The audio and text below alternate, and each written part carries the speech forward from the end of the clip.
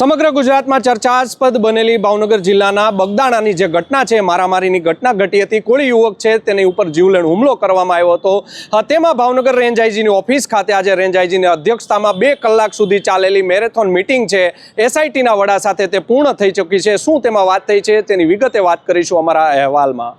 વૈષ્ણવજન તો તેને કહીએ જે પીડ પરાઈ જાનાને રે.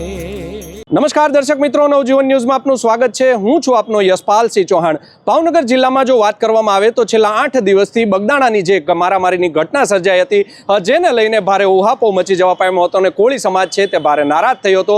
જેને લઈને કોળી સમાજના જે આગેવાનો છે, જેમાં 15 થી 16 જેટલા ધારાસભ્યો તેમજ 3 જેટલા જે સાંસદ સભ્યો છે, તેઓ આજે ગાંધીનગર ખાતે દોડી ગયા હતા અને સીએમ ભૂપેન્દ્ર પટેલને મળ્યા હતા અને તેમના મંગલે છે તે મિટિંગ યોજાઈ હતી. આ મિટિંગ પૂરી થયા બાદ જ 1 કલાકમાં ભાવનગરના રેન્જ આઈજી ગૌતમ પરમાર દ્વારા એક સ્પેશિયલ ઇન્વેસ્ટિગેશન ટીમ એટલે કે એસઆઈટીની નિમણૂક કરી દેવામાં આવી છે.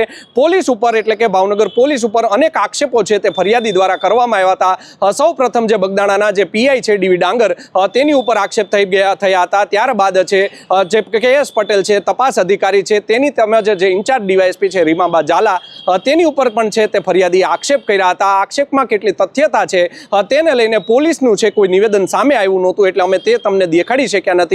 ત્યારબાદ આજે જે એસઆઈટીના જે વડા છે જયવીર ગઢવી, તેમની અધ્યક્ષતામાં આજે છે તે એક મિટિંગનું આયોજન છે તે ભાવનગરના રેન્જ આઈજીએ કર્યું હતું અને રેન્જ આઈજીએ તમામ જે તપાસ અધિકારીઓ છે તેને સંબોધ્યા હતા, તેમજ સૂચના આપવામાં આવી હતી. આ મામલે ભાવનગરના રેન્જ આઈજી ગૌતમ પરમારનું પણ એક નિવેદન છે તે સામે આવ્યું છે. શું કહી રહ્યા છે ગૌતમ પરમાર, પહેલા તે સાંભળો.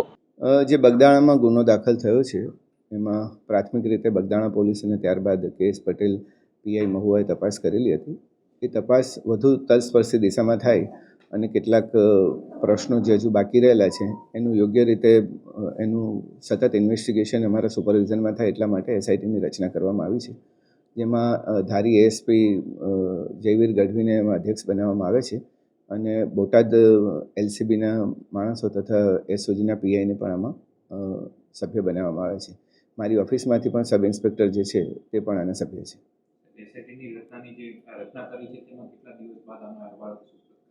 હજી આજે કામગીરી શરૂ કરી છે. દરેક પાસાઓની એફઆઈઆરથી લઈને બાકીના કેટલા સ્ટેટમેન્ટ છે બધાનું હજી વિશ્લેષણ કરવામાં આવશે. કેટલા પુરાવા પ્રાપ્ત થયા છે અને કયા પુરાવા હજુ લેવાના બાકી છે તેનું ટોટલ વિશ્લેષણ કરીને ચોક્કસપણે ઘટના કેવી રીતે ઘટી, એનું બીજા સાંયોગિક પુરાવા શું છે, તમામ એકત્રિત કરવા માટે અત્યારે ટીમ કાર્યરત છે.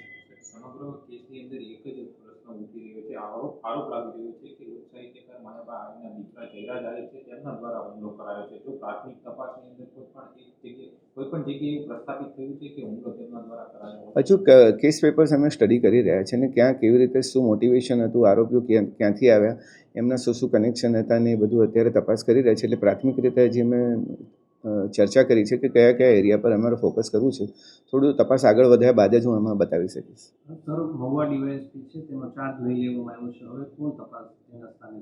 એ વહીવટી સરળતા માટે કરવામાં આવ્યું છે, કેમ કે નવા ડીવાયએસપી બે નવા ડીવાયએસપી હાજર રહ્યા છે. મહુવા ડીવાયએસપી જ્યારે અંશુલ જૈન હતા એએસપી, એમને ટ્રાન્સફર બાદ હમણાં 2 ડીવાયએસપીનું પોસ્ટિંગ થયું છે, એટલે તળાજા ડીવાયએસપીને ચાર્જ આપવામાં આવ્યો છે.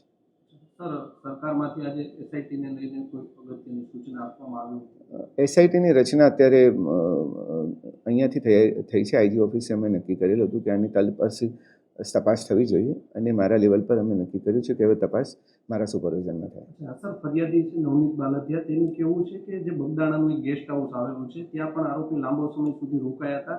તેના સીસીટીવી ફૂટેજ છે તે પણ ડિલીટ થઈ ગયા છે. પોલીસ સહકાર નથી આપતી તેવું કહ્યું. ના, હવે આવા પ્રશ્નો નહીં રહે. અમે તમામ તલસ્પર્શી બાબતોની તપાસ કરીશું. તો આપે સાંભળ્યા હતા ભાવનગરના રેન્જ આઈજી, જેમણે કહ્યું છે કે તપાસનો ધમધમાટ છે તે અમે શરૂ કરી દીધો છે.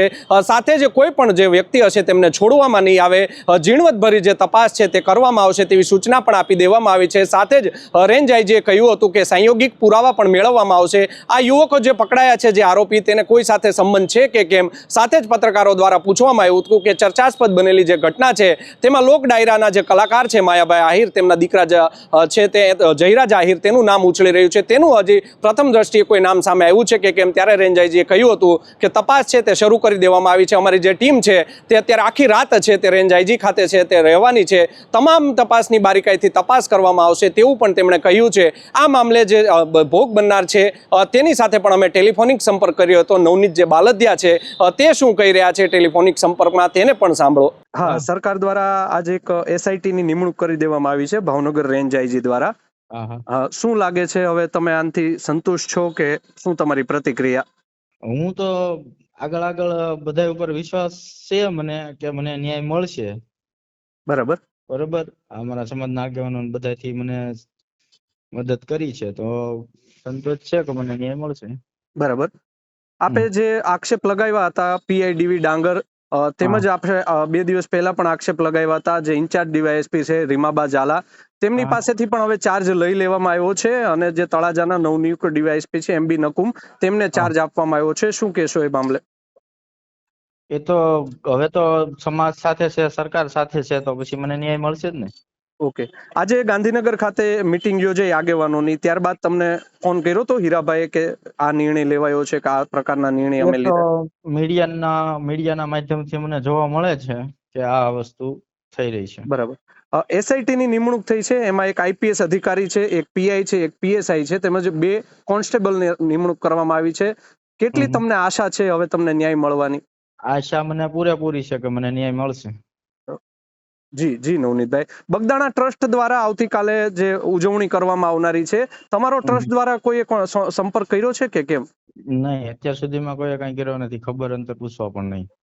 અચ્છા. અને નવનીતભાઈ, એક એવી પણ ચર્ચા ચાલી રહી છે કે ભાઈ યોગેશ સાગર છે તેમને મેનેજિંગ ટ્રસ્ટી બનાવે તો નવનીતભાઈને વાંધો શું હોઈ શકે? એ તો બધું પછીની વાત છે, અત્યારે જે છે એના ઉપર આપણે રાખો ને. હા, એ તો બરાબર, પણ એક ચર્ચા આવી ચાલે છે એટલે તેને લઈને શું આપની પ્રતિક્રિયા હોય? પ્રતિક્રિયા તો અમારું તો એવું માનવું છે કે ભાઈ સ્થાનિક લોકો એમાં ઇન્વોલ્વ થાય. બરોબર, કારણ કે મારી માંગણી તો એવી હતી ત્યારની કે ભાઈ આજુબાજુના સ્થાનિક લોકોને ટ્રસ્ટમાં સમાવેશ કરે. બરાબર. બસ, બાકી તો મારી કોઈ એમાં માંગણી નથી. તો આપે સાંભળ્યું, આ હતા ભોગ બનનાર નવનીત બાલદિયા. તેની દ્વારા અમે નવજીવન ન્યૂઝ દ્વારા ટેલિફોનિક સંપર્ક કર્યો હતો. તેને પૂછવામાં આવ્યું હતું કે રાજ્ય સરકારને આજે જે કોળી સમાજના જે આગેવાનો છે તે મળવા પહોંચ્યા હતા અને ત્યારબાદ 1 કલાકમાં છે તે રેન્જ આઈજી દ્વારા એસઆઈટીની હવે નિમણૂક કરી દેવામાં આવી છે. તમને હવે એસઆઈટી ઉપર કેટલો ભરોસો છે? ત્યારે તેણે કહ્યું હતું કે મારા સમાજના જે આગેવાનો છે તે મારી વહારે આવ્યા છે અને હવે મને આશા છે કે એસઆઈટી દ્વારા છે તે યોગ્ય તપાસ કરવામાં આવશે, જેને લઈને હવે નવનીત બાલદિયા પણ થોડા ખુશ હોય તેવું લાગી રહ્યું છે. પરંતુ એક વાત ચોક્કસથી કહી શકાય કે ભાવનગર પોલીસનું છે તે નાક કપાયું છે. ભાવનગરમાં કડક એસપી તરીકે નિતેશ પાંડે આવ્યા છે, પરંતુ તેમના અધિકારીઓ છે તે કોઈ યોગ્ય તપાસ 8 દિવસ જેટલો સમય વીતી ગયો હોવા છતાં પણ કરી નથી શક્યા, જેને લઈને પણ અનેક પ્રશ્નો છે તે ઊભા થયા હતા. અને જે ફરિયાદી છે નવનીત બાલદિયા, તેણે પણ ભાવનગર પોલીસ ઉપર અનેક આક્ષેપો કર્યા હતા. આ આક્ષેપોમાં કેટલું તથ્ય છે જેને લઈને ભાવનગર પોલીસ દ્વારા કોઈ નિવેદન સામે આપવામાં આવ્યું નહોતું, જેને લઈને તે અમે દેખાડી નથી શક્યા. જોવું રહ્યું, હવે એસઆઈટી છે તે તપાસ કરી રહી છે, તે પણ હવે તપાસમાં શું સત્ય બહાર આવી શકે છે. જે આરોપ છે કે ડાયરા કલાકાર માયાભાઈ આહિરના દીકરા જયરાજ આહિર છે તેણે જ હુમલો કરાવ્યો છે, તેનું નામ છે તે એસઆઈટીની તપાસમાં બહાર આવે છે કે કેમ.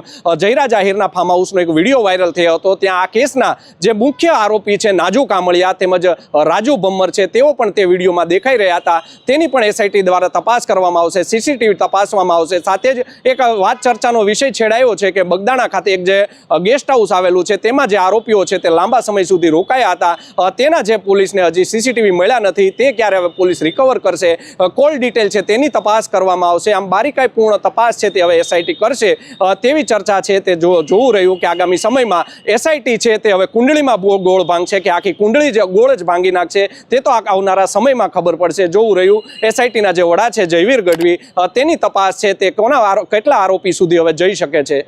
યશપાલસિંહ ચૌહાણ, નવજીવન ન્યૂઝ, ભાવનગર.